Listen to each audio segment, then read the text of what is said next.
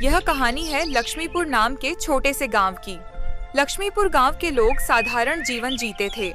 इस गांव के ज्यादातर किसान अपनी आजीविका के लिए खेतों पर निर्भर रहा करते थे। इस गांव में मनोज नाम का एक किसान रहता था। मनोज मेहनती और ईमानदार था, लेकिन मैं हमेशा अपनी किस्मत को कोसता रहता था और आखिर कोसे भी क्यों ना, मनोज बहुत मेहनत करता था, परंतु उसकी फसल कभी समय पर नहीं पकती थी और जब पकती तो बारिश और सूखा सब बर्बाद कर देता था। यह कहानी उसकी बदकिस्मती और एक अद्भुत मोड़ पर स्थित है।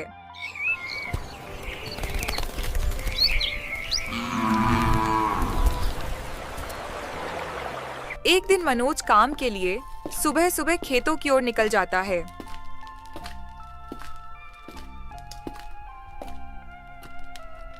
मनोज के पास एक छोटी सी जमीन थी जो अगल बगल से दूसरों की जमीन से जुड़ी हुई थी।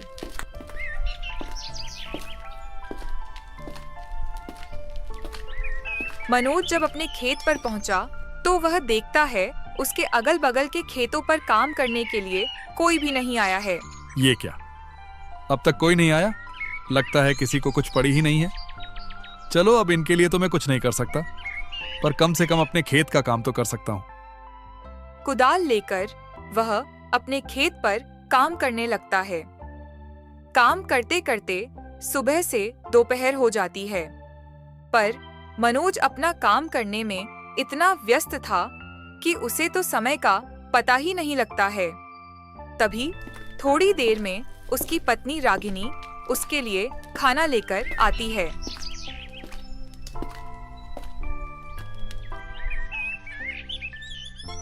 अजी, सुनते हो? आओ आकर खाना खा लो। रागिनी की आवाज सुनकर मनोज को समझ आता है कि दोपहर हो गई है। अरे ये क्या, दोपहर हो गई? समय का तो पता ही नहीं चला। चलो, रागिनी खाना लेकर आ गई है तो खाना खाकर थोड़ी देर आराम करके फिर काम करता हूँ। मनोज रागिनी के साथ खेतों के पास वाले पेड़ के नीचे बैठकर खाना खाने लगता है। क्या हुआ जी?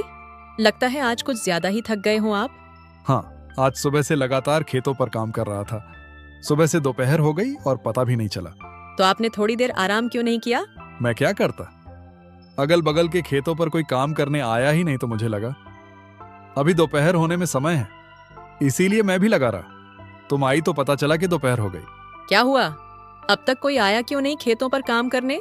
वही तो इन लोगों का भी सही है, जब मर्जी आते हैं, जब मर्जी जाते हैं। और एक मैं हूं जो इतनी मेहनत करता हूं, फिर भी पता नहीं कैसी किस्मत है मेरी जो कोई ना कोई बहाने से मेरी मेहनत बर्बाद कर ही देता है। मनोज को परेशान देखकर रागिनी उसे दिलासा देने की कोशिश करती है। आप इतना दुखी क्यों हो रहे हो? आपको पता है ना आप मेहनत करते हो, पर किस्मत को क्या कोसना। आज आपकी किस्मत साथ नहीं दे रही है तो क्या हुआ? क्या पता कल आपकी किस्मत आपका साथ देने लगे। हाँ रागिनी, पर ये कल कब आएगा? कब मेरी किस्मत मेरा साथ देने लगेगी?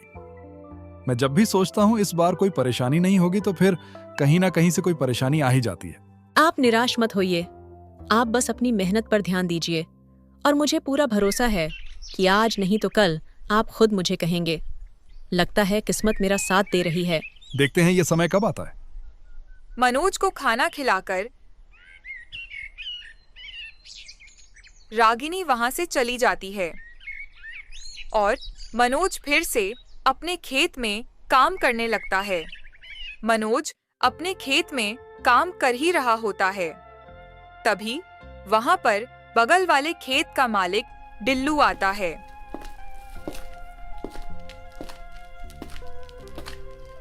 और मनोज को काम करता देख डिल्लू उसे आवाज लगाता है। और भाई, क्या हाल है? लगता है आज कुछ जल्दी ही आ गए थे खेत पर काम करने। जल्दी जल्दी कैसे ढिल्लू भाई, दोपहर हो चुकी है। तुम आज कुछ ज्यादा ही देर से आए हो। हाँ भाई, आज थोड़ा देर से उठा था तो सोचा दोपहर का खाना खाकर ही जाता हूँ खेत पर मनोज भाई, तुम्हारे चेहरे का हाल तो कुछ और ही बता रहा है। क्या बात है? किस चीज की परेशानी है तुम्हें? क्या बात होगी ढिल्लू भाई? वो बस अपनी किस्मत को लेकर थोड़ा परेशान था। अरे मनोज भाई, कब तक अपनी किस्मत को कोसते रहोगे और कब तक किस्मत के भरोसे चलते रहोगे? भाई, अब किस्मत को कोसू नहीं तो और क्या करूं? तुम तो जानते ही हो ना, पिछले साल बाढ़ आई और उससे पिछले साल सूखा पड़ गया था। और जब इस साल कोई प्रकोप नहीं है तो मंडी में अनाज के दाम गिर रहे हैं। मुझे एक बात बताओ, हम दोनों के खेत एक दूसरे से अगल बगल में है, यानी तुम्हारे खेत में जो आफत आई होगी वही मेरे यहां भी हुआ होगा। पर मैं तो नहीं कोस रहा अपनी किस्मत को। हाँ, मैं भी मानता हूं कि किस्मत का साथ बहुत जरूरी होता है, पर सुनो भाई, मेहनत का फल भी जरूर मिलता है। कभी कभी हमें किस्मत को बदलने के लिए खुद कदम उठाने पड़ते हैं। मैं कुछ समझा नहीं भाई, जरा विस्तार से बताओ। मनोज भाई, तुम खेती के अलावा क्या करते हो? भाई, मेरे पास खेती के अलावा और कोई काम नहीं है। मेरे पिता और दादा भी यही काम करते थे। दादा की जमीन पिताजी को मिली थी और अब मुझे। हम हमेशा से अपनी जमीन पर ही निर्भर रहे हैं। देखो भाई, वह पहले का समय था जब खेती और किसानी से तुम अपना और अपने घर वालों का पालन पोषण कर सकते थे, पर अब तुम्हें उसके अलावा भी कुछ और काम करना पड़ेगा। ढिल्लू भाई, खेती के अलावा मैं और क्या करूं? भाई, मैं तुम्हें बताऊंगा, नहीं दिखाऊंगा। पहले तुम फटाफट से अपना सारा काम निपटा लो और मैं मेरे खेत का काम कर लेता हूँ। फिर मैं तुम्हें मेरे साथ अपने घर ले जाऊंगा। मनोज ढिल्लू का यह प्रश्न सुनकर थोड़ा चौंक जाता है। उसे लगा ढिल्लू के पास कोई ऐसी बात है जो उसकी समस्या का समाधान कर सकती है। ठीक है भाई, मैं अभी अपने खेत का काम निपटा लेता हूँ। दोनों लोग अपने अपने खेतों में काम करने लगते हैं।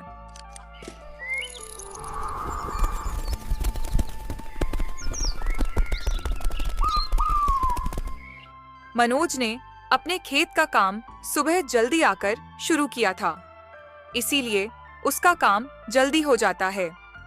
मनोज अपने खेत का काम करके ढिल्लू के खेत के पास जाकर खड़ा हो जाता है और ढिल्लू को काम करता देख मन ही मन सोचता है, ढिल्लू भाई की मदद कर देता हूँ ताकि उनके साथ उनके घर जाकर पता कर सकूं कि वह क्या दिखाना चाहते हैं। ढिल्लू भाई, रुको, मैं आपकी मदद कर देता हूँ ताकि आपका भी काम जल्दी हो जाए।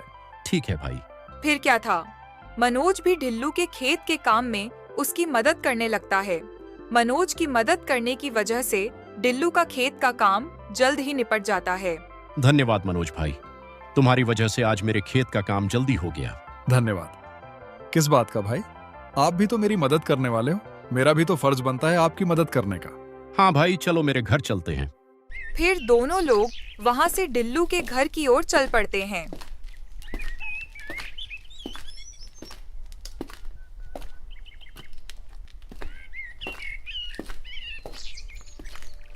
चलते चलते दोनों ढिल्लू के घर के पास पहुंच जाते हैं और घर में जाने से पहले ढिल्लू मनोज को पहले ही रोक देता है। मनोज भाई, तुम बहुत परेशान थे, इसलिए मैं तुम्हें अपने साथ अपना राज बताने लाया हूँ। पर मैं जो तरीका तुम्हें बताऊंगा और घर पर जो चीज तुम देखोगे वह तुम किसी और को नहीं बताओगे। ढिल्लू की यह बात सुनकर मनोज थोड़ा चौंक जाता है और सोचने लगता है, मुझे कुछ गड़बड़ लग रहा है, वरना ढिल्लू भाई ऐसी बात नहीं करते। वह घर पर मुझे क्या दिखाने वाले हैं? अरे मनोज भाई, कहाँ खो गए? डरो मत, मैं तुम्हें जो दिखाने वाला हूँ उसकी मदद से तुम्हारी मेहनत कभी बर्बाद नहीं होगी, चाहे सुख पड़े या बाढ़ क्यों ना आ जाए। उसके बाद ढिल्लू मनोज को घर के अंदर ले जाता है। मनोज ढिल्लू की बातों से थोड़ा परेशान तो था, लेकिन घर के अंदर आते ही घर में इतना सारा सामान देखकर उसकी परेशानी और बढ़ जाती है। बाप रे बाप, इतना सारा सामान! ढिल्लू भाई, बाहर से आपका घर तो बिल्कुल सामान्य सा लगता है, लेकिन अंदर तो यहाँ पर बहुत सारी सुविधाएं हैं। भाई, अभी तो कुछ नहीं है। मैं जो तुम्हें दिखाने वाला हूँ उसे देखकर तो तुम्हारे होश उड़ जाएंगे। ढिल्लू भाई, तुम मुझे वह दिखा दो जो दिखाने लाए हो, क्योंकि तुम्हारी बात सुन सुनकर मैं और बेचैन होने लगा हूँ। ठीक है भाई, तुम यहीं रुको, मैं अभी वह सामान लाकर दिखाता हूँ। ढिल्लू वहाँ से अपने दूसरे कमरे में चला जाता है और मनोज उसका वहीं रुककर इंतजार करता है। थोड़ी देर में ढिल्लू अपने साथ एक बोरी लेकर आता है। ढिल्लू भाई, ये क्या लाए हो अपने साथ? ऐसा क्या है इस बोरी में? भाई, इसी में तो है वह चीज जो तुम्हारी सारी समस्याओं को दूर करेगी। ढिल्लू वह बोरी को खोलकर उसमें रखी चीज दिखा देता है। भाई, ये क्या है? ये तो दाल के दाने हैं। यह कोई मामूली दाल के दाने नहीं है, ये मैंने दूसरे गांव से मंगाया है। मैं कुछ समझा नहीं ढिल्लू भाई, आपने ये दाल के दाने दूसरे गांव से क्यों मंगाए? हम तो खुद चावल और दाल की खेती करते हैं। भला ये एक बोरी दाल मेरी किस प्रकार से मदद कर सकती है? मैंने जैसा कहा था, ये कोई मामूली दाल नहीं है। तुम ये जो मेरे घर में इतने सारे सामान देख रहे हो, ये सब इसी दाल की बोरी की बदौलत ही आया है। भाई, क्या ये कोई जादुई दाल है क्या? भाई कुछ वैसा ही समझ लो जैसे हमारी फसल हमेशा हर साल किसी न किसी वजह से बर्बाद हो जाती है, तो मैं कुछ बची हुई फसल में इस नकली फसल को मिलाकर बेच देता हूँ, जिससे मेरा बहुत मुनाफा होता है। ढिल्लू भाई, ये दाल के दाने हमारे दाल के दानों से कुछ अलग नहीं दिखे रहे। हाँ भाई, ये दाल उगाई नहीं बनाई जाती है। यानी ये दाल नकली है। हाँ, कुछ ऐसा ही समझो। पर इसको हम अगर दूसरी दालों में मिला दें तो किसी को पता नहीं चलता है कि यह मिलावटी दाल है, और इसे बेचकर मुनाफा भी तगड़ा होता है। भाई पर ये तो गलत है। ऐसे नकली दाल कोई व्यक्ति खाएगा तो उसकी तबीयत खराब हो सकती है। अरे हाँ, तो उससे हमें क्या? हमें तो इसे बेचकर अच्छा मुनाफा मिलेगा, हम उसमें खुश हैं। हम दूसरों की क्यों सोचे? जब हमारी फसल खराब हो जाती है, हमारे घर वाले भूखे मरते हैं, तो कोई पूछने आता है क्या?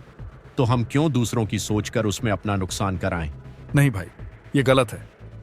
मैं अपने फायदे के लिए किसी की जान से नहीं खेल सकता, भले ही मैं कितनी तकलीफ में क्यों ना रहूं, पर मैं किसी और की जान के साथ खिलवाड़ नहीं कर सकता। मनोज भाई, एक बार फिर से सोच लो। ये दाल तुम्हें बहुत अमीर बना सकती है, और तो और इनके होते हुए अपनी फसल की ज्यादा चिंता भी नहीं करनी होगी। नहीं भाई, ये काम मुझसे नहीं हो सकता है, चाहे कितना भी फायदा क्यों ना हो। ठीक है भाई, जैसा तुम्हें सही लगे। हाँ भाई, चलो तो मैं चलता हूँ। मनोज ढिल्लू के घर से निकल जाता है।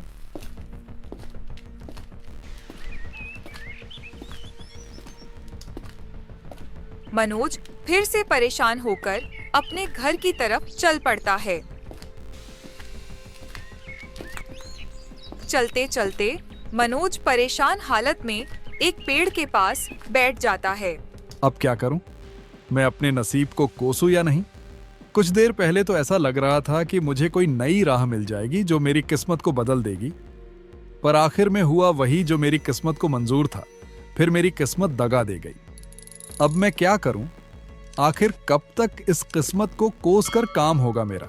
मनोज परेशान होकर पेड़ के नीचे अपने आप से बात कर ही रहा होता है। तभी वहां पास से एक साधु बाबा गुजर रहे होते हैं।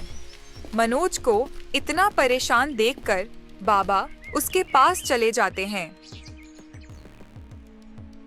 क्या हुआ बेटा, इतना परेशान क्यों हो? कोई तकलीफ है क्या? नहीं बाबा, कोई परेशानी नहीं है। बेटा, मुझसे छुपाकर क्या करोगे? तुम्हारी शक्ल बता रही है कि तुम बहुत परेशान हो। कोई तकलीफ है तो मुझे बताओ, शायद मैं तुम्हारी कोई मदद कर सकूं। क्या सोच रहे हो बेटा? बोलो बेटा, क्या परेशानी है? एक परेशानी तो है बाबा। मैं अपनी किस्मत से बहुत परेशान हूँ। मुझे ऐसा लगता है वह मेरा साथ कभी नहीं देती। क्यों बेटा, तुम्हें ऐसा क्यों लगता है? बाबा, मैं एक मामूली किसान हूँ जिसका सारा संसार खेतीबाड़ी पर निर्भर है, और मैं पूरी ईमानदारी से अपने खेत पर काम करता हूँ। पर मेरी किस्मत कभी साथ नहीं देती है। कभी बारिश मेरी फसल खराब कर देती है, कभी सूखा पड़ जाता है, और किसी साल फसल बच गई तो उस साल मंडी में फसल का दाम कम हो जाता है। बेटा, तो तुम किसानी के अलावा कुछ और काम करने की क्यों नहीं सोचते हो? बाबा, मेरी पुश्तें किसानी ही करते आ रही है, और फिर मैं किसानी कैसे छोड़ दूं? और किसानी छोड़ना तो कोई तरीका नहीं है ना बाबा। अगर इसी तरह हर किसान परेशान होकर किसानी छोड़ दे तो लोग तो भूखे मर जाएंगे। हाँ बेटा, यही तो सोचकर तुम्हें और मेहनत करनी होगी। बाबा, मैं मेहनत करने से पीछे नहीं हटता, पर आखिर मेरा भी तो घर परिवार है। मुझे मेरे अलावा उनका भी देख सोचकर चलना पड़ता है। तो जिस तरह तुम परेशान हो, उस तरह तुम्हारे साथ वाले किसान भी तो परेशान होंगे ना। तो तुम सारे मिलकर कोई उपाय ढूंढो। शायद सारे लोग मिलकर सोचो तो तुम सभी की समस्या दूर हो जाए। बाबा, मेरी अगल बगल वाले में से तो कुछ ने अलग रास्ता चुन भी लिया है खेती से पैसे बनाने का।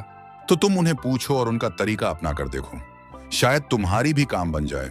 नहीं बाबा, मैं वह रास्ता नहीं चुन सकता। मुझे वह सही नहीं लगता। क्यों बेटा, ऐसा क्या कर रहे हैं वह जो तुम्हें सही नहीं लग रहा? अब मैं क्या करूं? बाबा को ढिल्लू वाली बात बता दूं क्या? इस तरह से तो वह लोगों के जान के साथ खिलवाड़ कर रहा है। बता देता हूं, पर ढिल्लू भाई का नाम नहीं लूंगा, क्योंकि आखिर वह मेरी मदद करने की कोशिश ही कर रहे थे।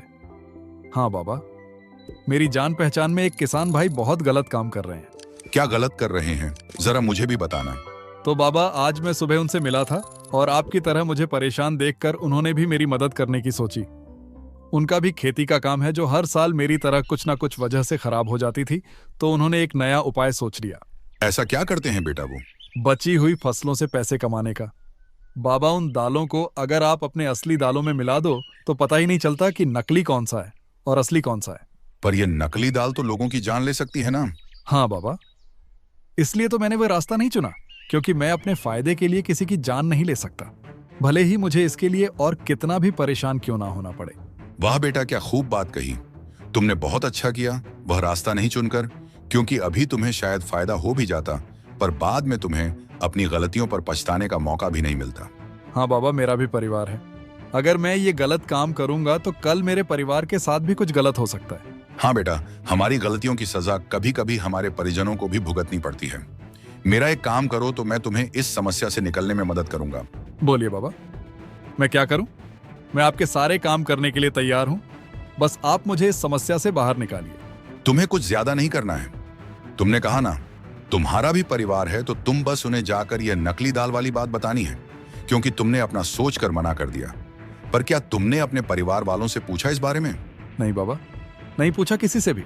तो एक बार उनसे पूछ कर देखो उनका इस बारे में क्या कहना है, फिर कल सुबह तुम मुझे यहीं मिलना। ठीक है बाबा, मैं अपने परिवार से इस बारे में बात करके आपको कल सुबह यहीं मिलता हूं।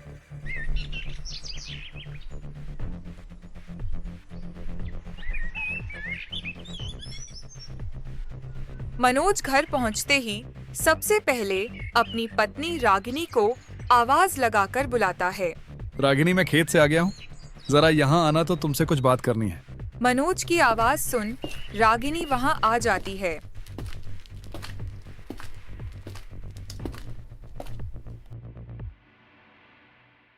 हाँ कहिए, आपने मुझे बुलाया? हाँ, मुझे तुमसे जरूरी बात करनी थी। हाँ बोलिए, क्या बात करनी है? रागिनी, तुम तो जानती हो कुछ समय से हमारी खेती से हमें कोई मदद नहीं मिल रही है। हाँ, आज दोपहर को आप बता रहे थे, वही ना? हाँ रागिनी, वहीं पर आज तुम्हारे जाने के बाद मेरे साथ एक घटना हुई। आज जब तुम चली गई, वहाँ एक मेरे किसान भाई आए और मुझे परेशान देख उन्होंने मेरी मदद करने की सोची। पर गौर करने की बात यह है, जो हाल मेरा है वैसा ही हाल उनका भी था, परंतु उन्होंने परेशानी से निकलने का एक रास्ता ढूंढ लिया है। ऐसा कौन सा तरीका है, वह मुझे बताइए जरा, मैं भी तो सुनूं। जैसे मेरी फसल कभी बारिश की वजह से खराब हो जाती थी तो कभी सूख जाती थी, वैसे ही उनकी भी हालत थी। पर अब उन्होंने इस समस्या से निकलने का एक उपाय सोच लिया है। किसानों के पास जो बचा हुआ अनाज होता था, उसमें वह दूसरे गांव से हूबहू वैसा ही दिखने वाला अनाज मिला देते थे और फिर उन्हें बाजारों में बेच देते थे। वह अनाज दिखने में बिल्कुल असली अनाज जैसे ही लगते थे, इसलिए उन्हें कोई पकड़ भी नहीं पाता था। बिल्कुल असली अनाज जैसे दिखते थे, इसका क्या मतलब है? मतलब वो अनाज उगाए नहीं बल्कि बनाए जाते हैं, जो काफी सस्ते दामों पर मिल जाते हैं। उन्हें सस्ते दामों पर लो और खूब मुनाफा कमाओ। पर नकली अनाज तो खाने में जानलेवा साबित हो सकते हैं। ये तो बहुत गलत बात है जी, अपने मुनाफे के लिए किसी की जान लेना। हाँ, मुझे भी ये गलत लगा, तो सोचा एक बार तुम्हारी भी राय लेकर देखता हूँ, क्योंकि मेरी इस परेशानी में तुम भी तो परेशान हो और सिर्फ मेरे मना करने से अच्छा है मुझे एक बार तुम्हारी भी राय लेना सही लगा। नहीं जी, हम एक बार के लिए भूखे सो जाएंगे, पर किसी के साथ ऐसा धोखा करके पैसा कमाना बहुत गलत होगा। आज तो हम चैन से सो जाएंगे, पर कल उनकी गलतियों का भुगतान हमें किसी न किसी तरह चुकाना ही पड़ेगा। हाँ रागिनी, मुझे आज तुम पर बहुत नाज हो रहा है, क्योंकि तुम भी बिल्कुल मेरी तरह सोच रही हो। फिर क्या था, रागिनी की ऐसी बातों ने मनोज का हौसला और भी बढ़ा दिया था।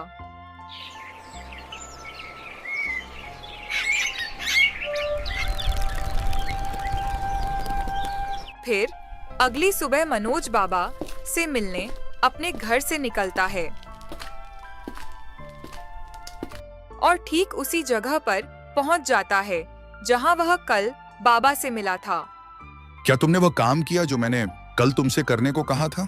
हाँ बाबा जी, मैंने अपनी पत्नी को यह सभी चीजों के बारे में बताया कि उनसे हमें कितना मुनाफा होगा, लेकिन नकली अनाज का नाम सुनकर ही उसने कहा कि मैं एक बार को भूखी रह सकती हूँ, पर मैं किसी के जीवन के साथ इस तरह नहीं खेल सकती।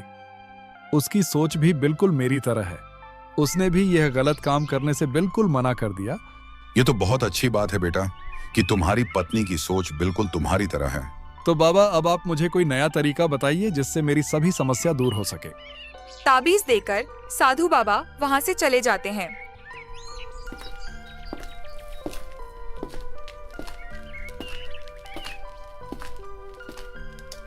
उसी दिन से मनोज अपने खेतों में मन लगाकर काम करता है। धीरे धीरे उसकी फसल उगनी शुरू हो जाती है। 1 महीने में ही उसके खेत में अच्छी फसल उग जाती है। दूसरी तरफ जो किसान अपने अनाजों में नकली अनाज मिलाकर बेच रहा था, उन्हीं में से एक किसान डीलू के घर पर एक फोन आता है, जहां उसका बेटा एक हॉस्टल में पढ़ रहा था। वहां से खबर आती है कि अनाज में मिलावट होने की वजह से हॉस्टल में कुछ बच्चों की तबीयत खराब हो गई है और वह अस्पताल में भर्ती किए गए हैं, जिनमें उनका बेटा भी शामिल है। यह सुनकर ढिल्लू को अपनी गलती का एहसास होता है। दूसरी तरफ मनोज सुबह सुबह अपने खेत पर पहुंच जाता है और अपने खेत को देखकर चौंक जाता है। उसका खेत पूरा हरा भरा हो चुका था। उसको अपनी आंखों पर यकीन नहीं हो रहा था। तभी उसके पास एक सेठ आता है और उसकी फसल की क्वालिटी देखकर बहुत खुश होता है। वह सेठ मनोज की सारी फसल खरीद लेता है, जिससे हीरा को बहुत अच्छे फसलों की कीमत मिलती है। इस तरह अब मनोज का परिवार अपने खुश भरे दिन बिताते हैं।